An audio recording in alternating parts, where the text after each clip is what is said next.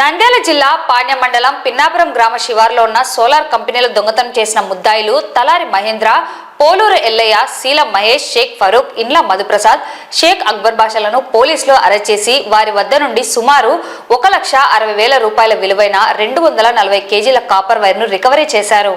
ఈ నెల 9వ తేదీ రాత్రి గుర్తు తెలియని వ్యక్తులు పాణ్యం మండలం పిన్నాపురం గ్రామ శివారులో ఉన్న సోలార్ కంపెనీ ఆవరణంలో సోలార్ ప్యానెల్ కు చెందిన సుమారు 3,200 మీటర్ల కాపర్ కేబుల్ ను గుర్తు తెలియని వ్యక్తులు కత్తిరించి దొంగలించుకుని పోయినట్లుగా సోలార్ ప్లాంట్ మేనేజర్ కొలిమ మన్సూర్ ఇచ్చిన ఫిర్యాదు మేరకు Panyam police station SI Narendra Kumar Reddy case నమోదు చేసి దర్యాప్తు నిర్వహించి దొంగలను అరెస్టు చేయడం జరిగింది.